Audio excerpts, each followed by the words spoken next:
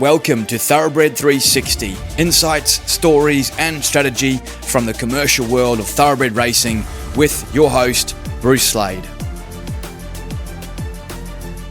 Episode 5, and we lead this week with New Zealand Cup Week, of course, held in Christchurch. It's that big event for the South Island, their one and only week-long event down there, worth plenty of money, encompassing the gallops and of course the trots. So they have the big New Zealand Trotting Cup on the Tuesday, worth $1 million. The Saturday beforehand, it's the New Zealand 1,000 guineas for the 3-year-old fillies. Always a very strong race, and great horses come from this race. It's worth 600,000 Kiwi, and this year won by a really promising one in Well Written. She is by Yulong's champion sire, Written Tycoon, out of a Sebring mare. She is unbeaten now, and she is now racing in those famous Yulong green and white silks. Expect to see her campaigned in Australia by Stephen Marsh. She was dominant in the 1,000 guineas and looks like she'll be very, very competitive in the middle distance 3-year-old feature races in Australia in the autumn and winter perhaps too. Tuesday was the Trotting Cup. On Wednesday, they have their big mile day at Riccarton Racecourse. And then on the Saturday, Riccarton again hosts the 2,000 guineas, of course, for the colts and the fillies. This race worth $700,000.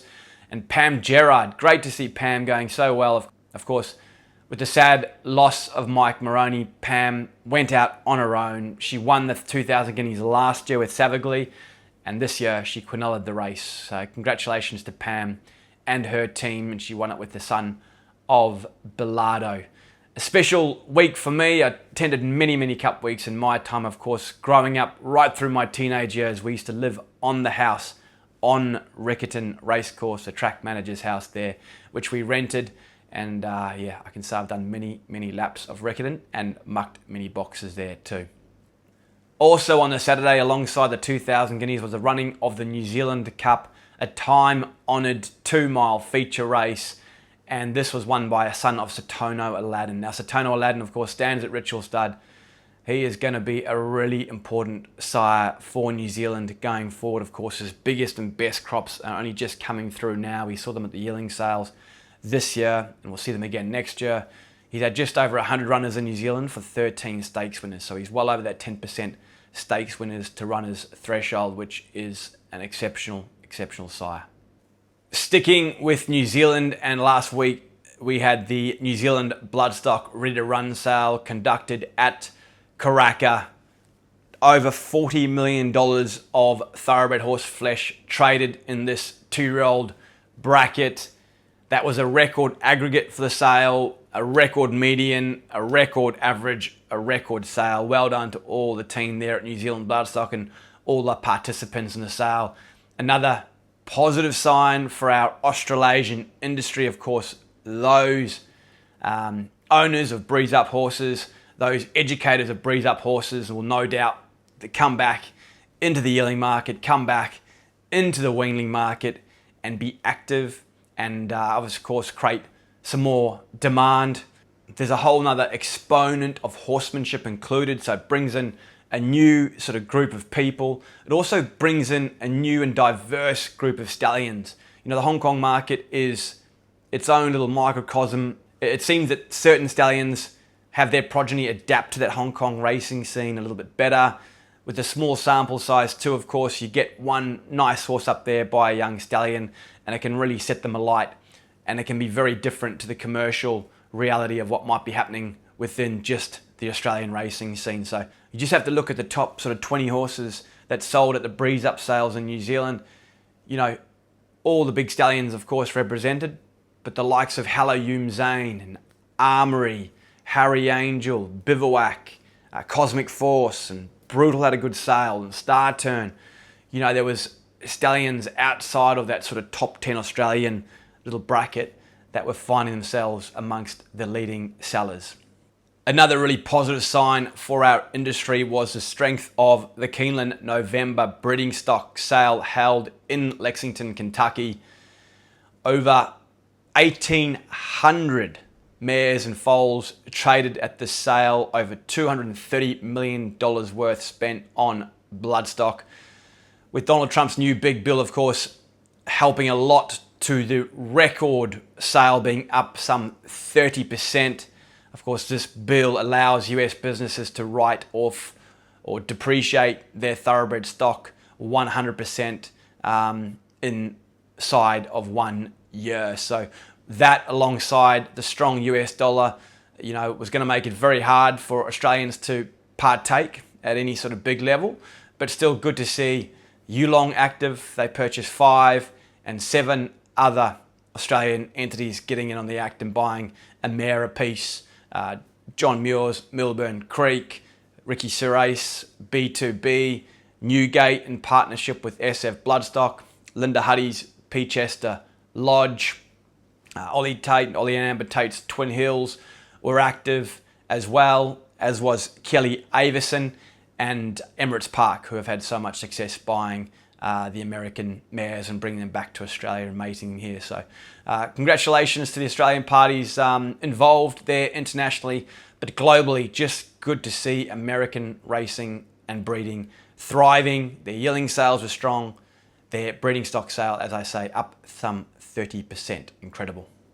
The sole Group 1 race in Australia over the weekend was the CF Stakes. Of course, changed position to this end of spring timing, which I thought will work very well going forward. You can see it being like the all-age stakes of the autumn.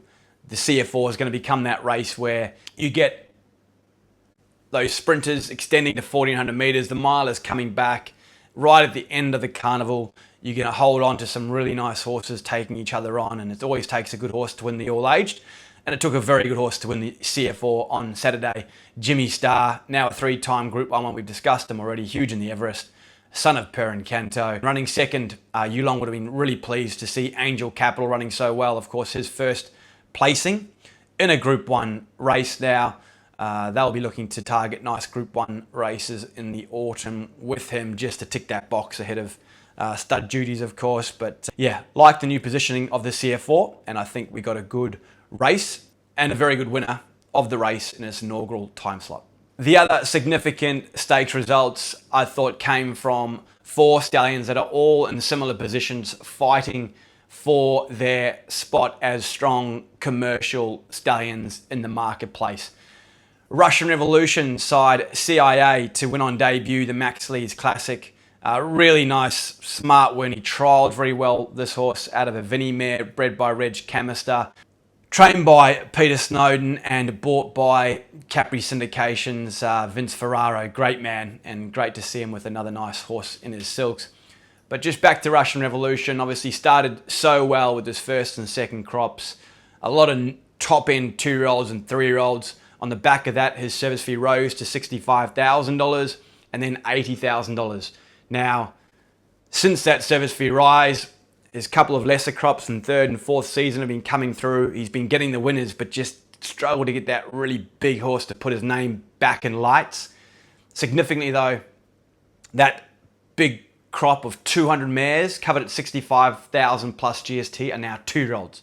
So I expect to see more Russian Revolutions running in nice races and building their stallion back up in terms of his commercial appeal. And significantly, at 2026, you're going to see his best crop at the yearling sales, 185 mares bred at 80,000 plus GST. You can feel the momentum building back on Russian Revolution. He's obviously a stallion whose results are tied to mare quality, and his best books, as I say, are now 2-year-olds and yearlings, so you can expect that Russian Revolution brand to continue to increase in value over the next 12 to 24 months. Hellbent, of course, had a big weekend last weekend. He had another new stakes winner on Saturday with Boston Rocks, and significantly another to go in that Colts or Geldings side of the column. He's a horse that's balancing up nicely there, continues to get really good metro runners and winners, and that's flowing on now to stakes success as well. Exceedance is the young horse who covered his biggest book last year, 181 mares. Again, he's in that position where, his smaller crops are now racing. He just needs that big horse to come out and set himself up as a top commercial sire. He still needs that top horse to come through and cement himself as a top commercial sire, but he's keeping himself relevant. He's had 5 stakes winners from 111 runners, so he's just under that sort of 5% threshold, and with Pure Excess winning a stakes race on Saturday, and his other filly Dance the Boom winning a stakes race the previous Saturday, he's just keeping himself in the game until such time as his bigger crops come through, and then it's up to him whether he can go all the way. Also in the same boat, but a little bit younger, is Bivouac. He's got a really nice filly in the West called Luana Miss, who again won another stakes race on Saturday. He's had 55 runners now, 3 stakes winners, of course, led by Baywalk, who won the Golden Rose. A very, very good racehorse, Bivouac. Got a great opportunity. And again, a nice stakes winner on the weekend. Another building block in his endeavour to reach strong commercial sire appeal. And finally, Street Boss. I think he was correctly quoted in the TTR as being the sire of the spring. A new stakes winner for him on Saturday in the Spring Stakes. And not just any sort of stakes winner. Green Spaces, a really dominant winner of that race. A horse that looks like he's got Group 1 credentials, just like his full brother, who was trekking, of course, a Stradbroke winner. Green Spaces and trekking, one of 4 stakes horses for their dam Outdoor, who is by Redute's Choice, and from Serenade Rose, that top Group 1 mare. So strong genetic material backing up Green Spaces, of course, too. Raised and bred and brought through that terrific Godolphin system. Congratulations to all the team there on a huge spring, and another really nice horse uncovered in Green Spaces. That's the show for this week. Send us your feedback, please. We are learning as we go here. We are building week to week, and we will introduce guests going forward. Thank you for listening. Have a great week all, and see you soon.